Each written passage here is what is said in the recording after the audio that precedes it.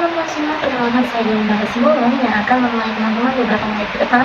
Kita akan membahas sebuah sejarah yang cukup fenomenal dan familiar di kalangan Indonesia, yaitu jamu minyak menir.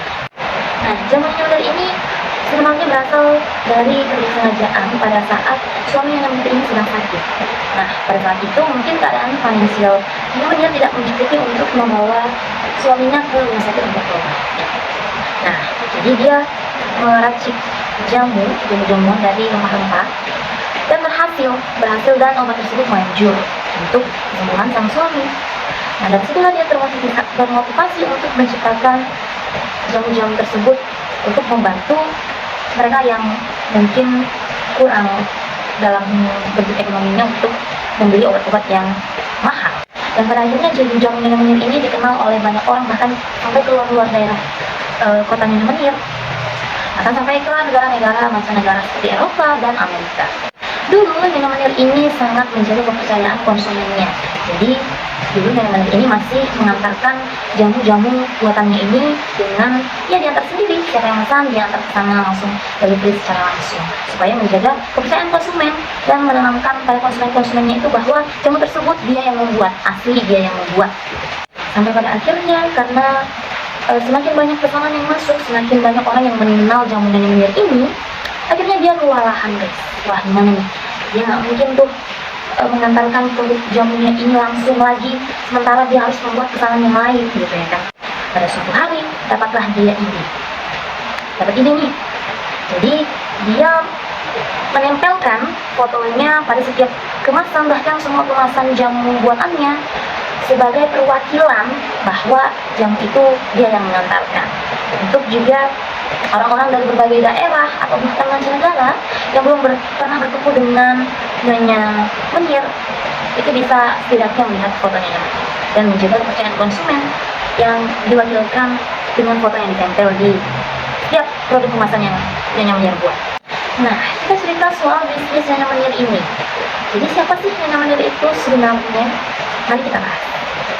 Dari beberapa sumber yang aku baca, aku akan meringkas untuk teman-teman semuanya.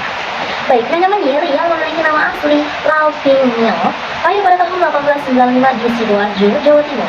Dia adalah seorang pebisnis jamu legendaris di Indonesia, menikah dengan Om Biang Wan dan pindah ke Semarang. Lau Ping Mio mulai meracik jamu untuk mengobati suaminya yang sakit parah pada awal tahun 19-an.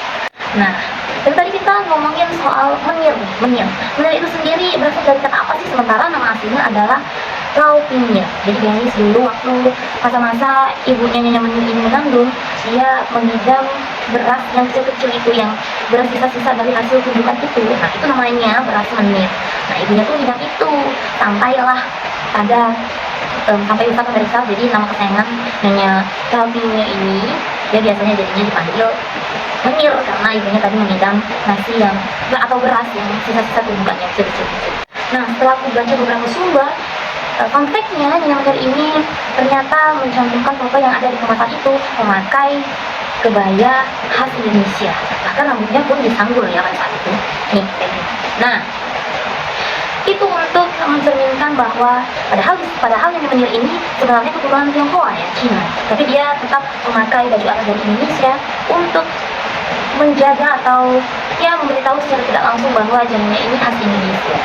Ya, cukup menarik ya mas.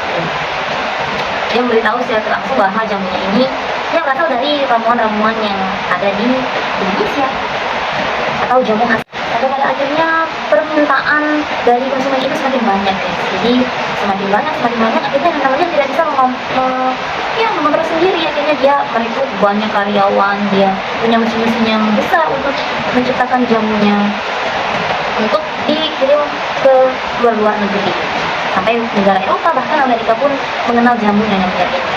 Nah, setelah merintis dan mencapai produksi yang sangat melejit, melimpah-melimpah, akhirnya dia dikejutkan oleh kematian nyonya menir yang tiba-tiba pada tahun 1978. Berita-berita datang dari keluarga nyonya menir bahwa nyonya menir tiada pada tahun.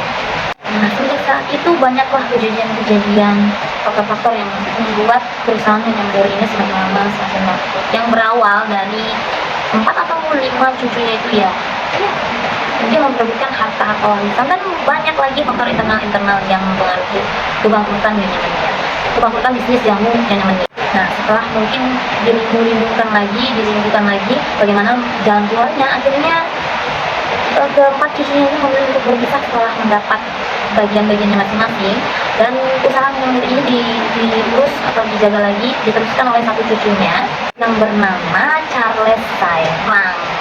Sampai pada akhirnya karena kegigihan cucunya Nyonya yang bertahan untuk melanjutkan usaha Nyonya ini, jamu Nyonya Meneer atau bisnis Nyonya Meneer sampai kepada memiliki 28.665 outlet. Wow. Bahkan sampai ke luar negeri, ke negara Taiwan. Bahkan jamu Nyonya Meneer ini sampai diproduksi ke negara Taiwan pada tahun 2006 atau 2007. Bahkan bisnis Nyonya Meneer ini memiliki keuntungan mencapai 31 miliar rupiah pada tahun 2007. Nah, bisnis yang semakin berkembang ini ternyata tidak jauh juga dari yang namanya masalah-masalah yang mulai berdatangan. Dimana pada tahun 2013, ratusan bahkan ribuan pekerja atau produksi jamu Nyonya Meneer ini demo, unjuk rasa, melakukan aksi unjuk rasa untuk menyampaikan aspirasi gara-gara gaji mereka itu belum dibayarkan, dan mereka memutuskan untuk mogok kerja, dan itu banyak berpengaruh untuk ya keuntungan, bahkan pendapatan sehari aja mungkin kalau berhenti perusahaan tersebut bisa tidak mencapai omsetnya, apalagi ini mogok kerja ya, bisa sampai bahkan berbulan-bulan. Nah, pada tanggal 15 Juni 2016 ada lagi nih fenomenanya, mereka unjuk rasa lagi nih karena gaji mereka nggak dibayar lagi selama 4 bulan. Jadi mereka tuh ngeblok jalan, aku nggak tahu persisnya jalannya di mana, pokoknya ngeblok jalan, mungkin kayaknya jalan mengarah ke lokasi produksi jamu Nyonya Meneer ini. Jadi mereka ngeblok jalan karena gaji mereka 4 bulan itu belum dibayarkan. Nah, sampai pada akhir proses uji dari produksi Nyonya Meneer ini, usahanya ini pada tahun 2017 akhirnya Nyonya Meneer tutup untuk selamanya. Ya, usahanya ini tutup untuk selamanya, tidak akan berproduksi lagi sampai pada hari ini.